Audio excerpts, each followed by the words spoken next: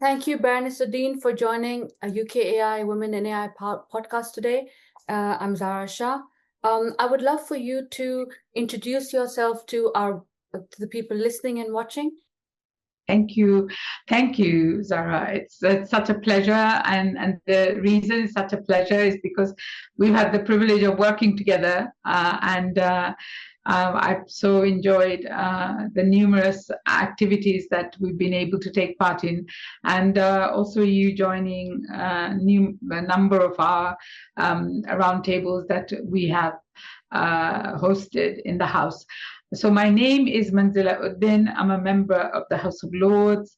I've been a member for 27 years. My professional background is social work,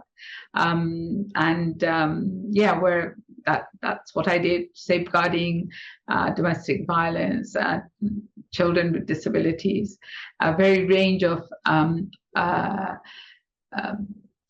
I won't say careers, because social work is one career, but range of responsibility during quite a prolonged time in social work.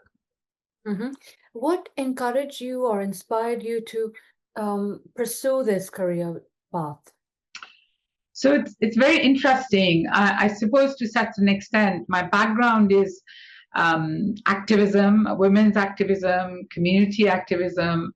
I was involved quite significantly with the movement that in Tower Hamlet in particular, where I lived and I now live. From when I was very young, from my teenage years, I've been involved in various aspects of the labor movement work towards developing communities, community work, and anyone of your supporters will, or may know about Tower Hamlet. In the late 70s, early 80s, the history of Tower Hamlet, where the fascists used to come and every Sunday they would protest, and our generation of community activists and residents, we became involved in rooting them out of our streets and our communities. And so the Labour Party, in that sense, being a very central part of my life, and all the activities that we at that time, we were under the Labour umbrella. And but in essence, I think community work has been a very large part of my life. And I suppose politics, in that sense, although I've always been in the labor movement from my early teens, I never saw it as a political party activity. I always saw that as a community empowerment, in that sense that you're working with the community to make the changes that make changes better people's lives. And of course, as a woman, often in those days, in the early days, I was often the only woman, often the only Bangladeshi woman, but certainly the only Asian Muslim woman engaged in these kind of activities. Very few women used to come out on the streets protesting. So, but these are things that I don't want to say I loved, but I just felt so honored to be a part of a movement, part of the work, part of the organization that were making changes, very fundamental changes to the way that community was organized. So, it's interesting. I spoke at Tower Hamlet Community Commission event yesterday, and where I was trying to highlight that the Bangladeshi communities are only the latest communities in Tower Hamlet and Brick Lane area, and we have a long tradition and history of Huguenots, Chinese, Vietnamese, Somalis, Jewish and Irish communities. And in some sense, it shapes you. The fact that we have this heritage, that we have a history of struggling against a system which are stacked up against, ordinary people's lives. And to a certain extent, I suppose the path of community activism and trying to, hoping that your contribution makes a difference in terms of people's lives. I think that it was somewhat natural, I would think, to come into the House of Lords. I was appointed, as someone. It's a, you will be aware, of course, that every single member of the House of Lords are not elected. We are all selected by our parties, particularly those who are party members, and then appointed by, well, in my case, the Queen, and now, of course, the King. So we are appointed members of Parliament. And I before coming here, I also stood for the House of Commons, and I didn't get selected as the candidate. And then I was asked whether I would accept coming into the House of Lords as a member. So really, that's a path to somewhere like this. And it's very interesting. People often refer to all of us as politicians. In fact, the House of Lords is a chamber with different expertise, and it reflects a broader part of Parliament, in terms of we're not selected by people, we're appointed, and it's a political appointment in that sense. But different members bring very significant life experiences, of course, law, of course, science, and more businesses, as well as life experience. And I think that I would put myself in that category of community experience and life experience. And I've always felt honored that, I am someone who comes from community background, and I was appointed here for my work within the community and disability, women and disability rights. So I hope that over the last 27 years, I've definitely tried to do my very best to honor the reason I was here. That's very inspiring. What I'm sure you must have, you mentioned some challenges that you faced. Is there a challenge that you would like to highlight, and how did you overcome that challenge, as that inspires people, to work through their own challenges? I think if I just referred back to the way I saw the development of a town hamlet, it used to be referred to as a ghetto. But for women like myself and the families that I worked with, the individuals that I worked with, for us it was home. And that home was not complete because systems, institutions very much posed so many different barriers.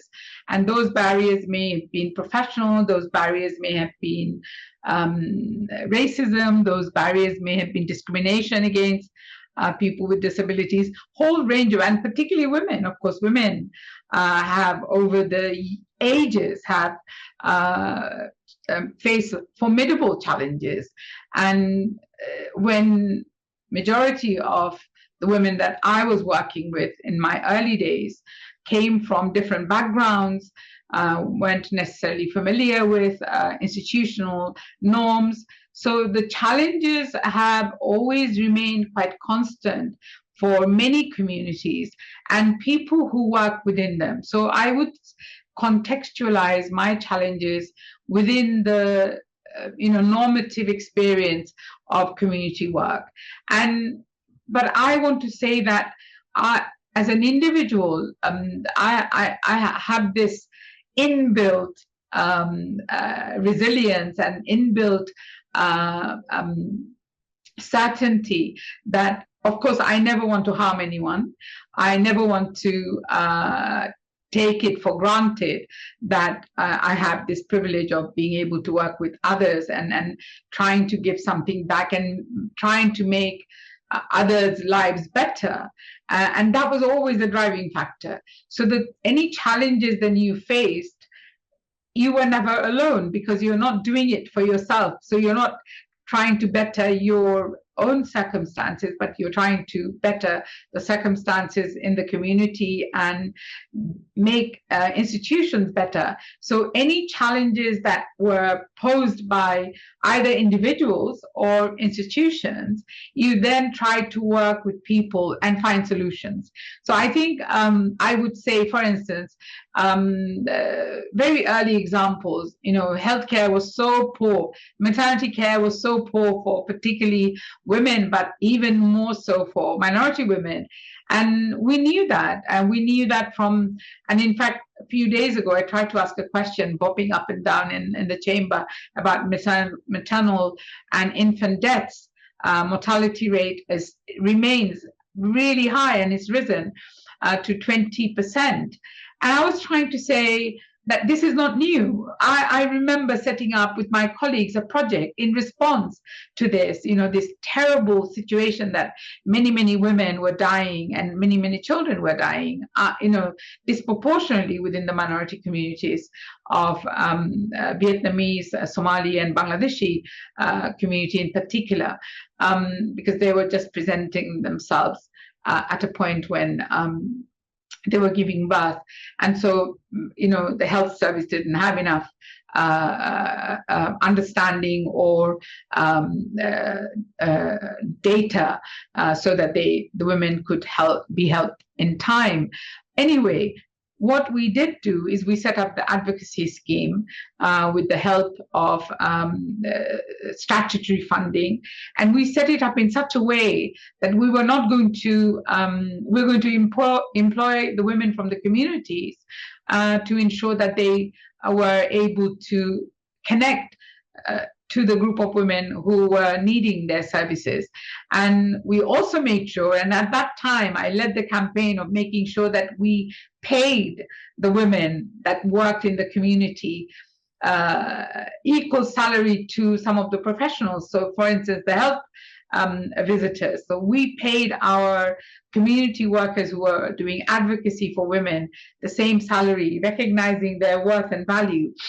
So I'm just going to say to you that the importance of that is so significant that it not only empowered the women that and service the women and their needs, supporting them. We were supporting the women right throughout their pregnancies. There would have been thousands upon thousands upon thousands upon thousands of women who would have been supported over the last 40 years, because the project still stands today. And it also says that some changes, some improvements do happen within the community and institutions. But as soon as you take your eyes off, those changes can easily evaporate. The improvement easily lose out. And then you have to, re-energize your people you work with, the professionals, the community, the women that you're working with, or the men of the families, because our target were that we would work with families. It needs to be reinvigorated. So that any challenges that arise always should be, in my book, also looked at in the context of what are the solutions. And I can't get that solution by myself. And one thing I have always been, very keen to operate within a context of cooperation. And I do think that women do that much, much, much better and more systemically. And I had the privilege and honor of working with some incredible women in that space. We ended up doing and setting up our country's first women's education center, which at that time was called the Jagonari Center, and numerous other projects were also set up to address language, to address employment, because we found there were so many different gaps with institutions. And so it's always address the challenges with hopefully, and overcome them by coming up with a response which is positive and that you work in cooperation. What would you like to highlight any current or future projects that you're involved in? So you and I are known to each other for the work that we've been doing on emerging technologies. For the past 5 years or so, I've concentrated quite significantly on the benefit, advantage of emerging technology, as well as how do we make sure that the safeguardings are in place, but more importantly, the work I've done around Metaverse and Web3 all-party parliamentary group, which I set up, I think, 4 years ago, and with the support of Surrey University, the stakeholders, the partners, the innovators, the small startups, the big, tech organizations like Roblox, Google, Meta, that we've collaborated with all these different aspects of tech that make up our lives. Now, little would we have known that the AI would have been lurking. It has been with us forever. Now we're talking about facial recognition being something that's going to be embedded in all aspects, but facial recognition has been used by a criminal justice system for a long time, and other aspect of governance, not just in our country but throughout our world. I mean, I've always been fascinated by technology. I have a son who's now 47 years old, and when he was very young, he has learning disability and he's autistic. And I went when he was 4 years old, I think, 3 or 4 maybe, and said to the education department, do you have any technology that's going to help my son speak or straighten up his walking or whatever, assistive technology? Of course, I didn't have the words for it, but I was imagining a world, and I read books about, advanced technology in the science fiction books, right? And in fact, also another mother's experience from America, I picked up a book called Simple Simon, and I knew that something would have been around in different parts of the world, and whether we had it in Britain. And of course, as an Asian woman, speaking as good English as anybody else, and being certain that my son would have needed some assistance and technology would help. I was absolutely disregarded, out of hand, out of sight and out of mind. But so I've always believed that technology should be for good, and technology can be for good. It can help, particularly, vulnerable people. But many women post-COVID have revolutionized the use of technology for setting up businesses, including where I was born in Bangladesh during COVID. 80% of all people who registered for new businesses were women. And so, that is an inspiration. So imagine replicating that right throughout the world. So I'm focusing on, I serve on the all-party parliamentary group on AI and cybersecurity and digital asset. I worked on a lot with one of my colleagues on crypto and digital asset, and also, as you know, I co-chair the digital ID APPG. So I think that what we are doing is very critical. We have incredible champions, including Lord Holmes and Lord Clemens Jones and others. We have some passionate advocates for doing everything we can to make sure that we are, as a body of institution, working together. But we do not leave the startups behind. We don't leave the organizations on their own, that we have a place for dialogue. So over the last few years, I have facilitated a quite significant number of roundtables, and some of which you have attended, and we're going to do more, because I think it's really important. We have arrived at a time when we need to make sure that we address children's well-being, women's well-being, and what we learned about growth.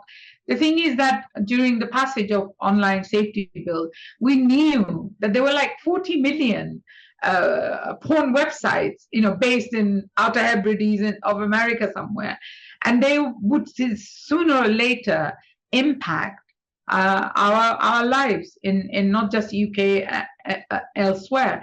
And there was a discussion, as you know, also in Parliament about banning, whether we should ban social media for under 16. And I didn't think how serious it would become so quickly, right? The impact would become so overwhelmingly, and the health. As a former social worker, I worked with lots of vulnerable children. That was my job. But child sexual abuse and online harms are very serious issues, and we've got to assist our children make better decisions. And we know that they're not able to handle this zillions of bit of data, information, and algorithm and everything that they're being fed, because even adults are having issues and time management issues. So we do need to consider whether banning is something that we should think about very seriously. And I know that a government has issued a consultation, and we will take part in that, and hopefully we will get some feedback. But I've been working with this issue for quite some time, and I think we need to explore what's happening in elsewhere, including Australia. But I know, for instance, in Saudi Arabia, which I also co-chair, the OPA Parliamentary Group on Saudi Arabia, they have very different approach, and they will not allow harmful content to be accessed by children or vulnerable adults. How they manage it. If they can manage it, we can manage it. I think that's my bugbear, really. That on certain issues, many countries, whether it's Japan or China or Saudi Arabia and other countries, if they're having different solutions, we shouldn't shy away from finding out those solutions and trying to embed it within our system. Because AI, I was watching something on the BBC yesterday, and it says it's already too late. Safeguarding is too late.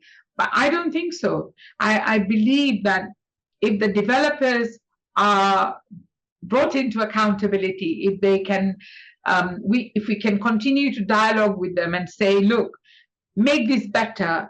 Okay, you want to earn money, I want you to earn money. Okay, that's not Parliament business. In fact, we encourage businesses. Otherwise we're not going to have the economic growth that our country desires. So I understand the necessity for that, but we also must ensure that we separate out our responsibility for safeguarding. And so I don't do enough on the floor of the House, I have to say that.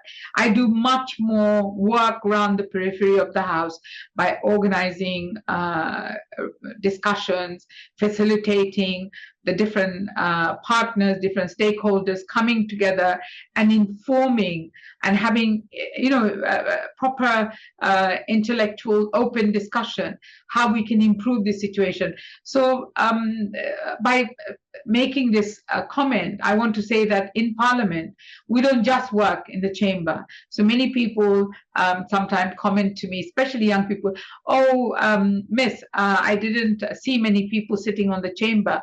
I said, that's because we have like 1,000 rooms in the House, and there could be any number of hundreds and hundreds of meetings and discussions and dialogues to improve the lives of the people that we take very seriously, the responsibility we take very seriously. And so things that change, and I'll go back to things that change in different communities that I was involved in earlier in my life. I can see some of the basic principle wasn't because you were shouting or you were lecturing or you're debating in any particular governing chambers, whether it was the council chamber, because I was a councillor for 8 years, or now having been in parliament for nearly 3 decades. I would say that the to contribute to healthy, secure community, you have to merge the work that you do in the place where law happens to where the community is, where the businesses are, where the academics are, where leaders like you are. We have to make sure that Parliament is open for business and open to all of that ideas, and that's how I think we make a society which is more cohesive, more responsive. And for me, all of my life, it has been about responding to people who do not ordinarily access institutions where decisions are made. And I've done that at great cost, because I started when I was very young, and my children and my family life really suffered, throughout that very prolonged period, because I don't know whether it was a little bit of satisfaction to say, if I'm not there, then this is not going to happen. It's not true. I think to a certain extent, but then I think, okay, I hope that I brought a very specific perspective which strengthened whatever was going on, whether it was in the community, whether it was in the years of work that I did post 9/11 with Labour government, whether I did work on marriage, forced marriage, or community cohesion, and preventing extremism within our community, all those things, always with the knowledge that I hope that I could bring something of my learned experience in the community, and also to improve the understanding amongst my colleagues, among governing institutions, that they should not impose any solutions for people's lives without talking to people, involving people, engaging people at the decision-making table. And my final comment with this would be also that women remain at the periphery of decision making, and women who seem to be part of the decision making very often are women who have become approved almost. You have to be doing things in a certain way, say the right things. And I come to both Parliament and then I came to the community, a very independent spirit of mind and opinions. I come from a family where women were able to strive, women were educated on both sides of my family. And for me, that gave me a sense of comfort that I would not betray communities. I would stand tall with people who needed support and be part of a system, yes, but also making sure that that system belonged to the citizen, belonged to the community. And women have been an integral part of that ambition. And all of us have been working for decades, and we've not achieved the equality that I would have foreseen. And that's, so we've got a long way to go and a lot more work to do. Mm-hmm. And I'd also like to add that you're also a very active and dynamic member of the UK AI Women in AI Working Group. What advice, actually, that brings me to the next question. would you offer to women who want to follow in your footsteps? I hope nobody follows in my footstep, and nobody should follow in anyone else's footstep, because our footsteps are very much unique to the context within which you grow up, your experience. And so I suppose to a certain extent, others may say, oh, you're arrogant then to come in, and say you're going to make a difference. But no, I think if you do everything that you do from your heart, then you are already, halfway to making a contribution. And the second thing is, never assume that what your agenda is belongs to the community or, the others that you're working with. So really, I would just say the way I always think, if I've got something, which is what I started out with, if there's an issue that, I identify or something, I want to try and work with all the, all those who have the expertise. And because I don't have any, in that sense, I don't have insecurities about, whether I should shine more than others. I don't. You will know because we work together, that I try and put others, in the place where they should shine, and when they shine, I feel uplifted. So not to say that, and also I wouldn't wish on others some of the challenges of, extreme Islamophobia and some of the rhetorical racism that I have experienced as someone who is a Bangladeshi, who is a Muslim. So I'm very guarded in my latter years, which I am now, to make sure that the work speaks for itself. If it doesn't impact others, then I need to do better, but others should speak for their work. And if I can uplift one person in 1 second for any part of my day, then I feel much more content that I've been away for my children's life so much part of the time that I've been at work. Mm-hmm. And finally, what would you like to be remembered by? I would like to be remembered as a mother that loved everything I thought of and have done. My children have been behind, and in fact, I would want my children to remember, my family to remember, and my grandchildren that they're everything. They're so, oh my God, they're just like miracle of blessings, all in one bubble. I have 5 grandchildren, so I don't want to. I don't want anybody else to remember me. I just want them to, my family, to remember the love that I hope that I had been able to give them. And I loved, absolutely felt so deeply honored by all the women and men and individuals that walked into my journey.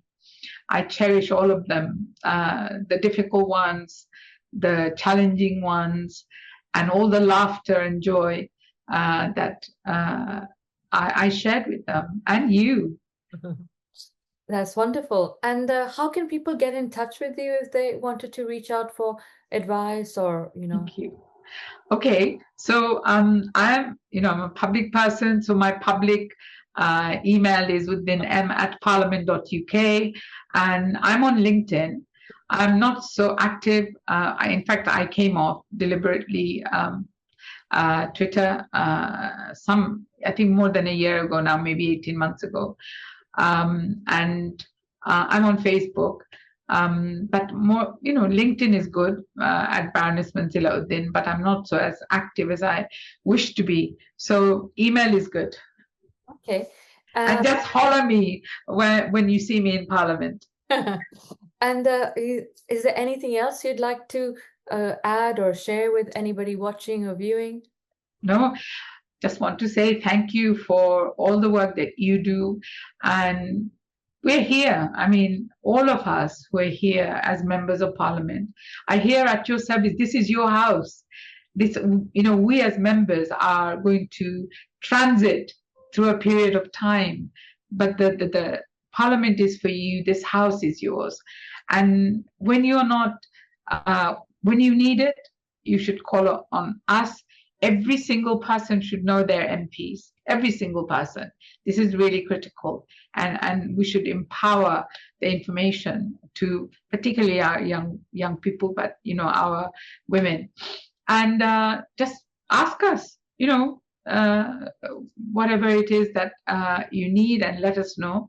And for me, as in person, I'll do my best. As I hope that I walk throughout my next period into some kind of oblivion, retirement. I don't know. Anyway, but while I'm here at your service. Thank you so much, Baroness Uddin. It's been an absolute pleasure to really learn from you and to have the privilege of you sharing your journey with us. Thank you.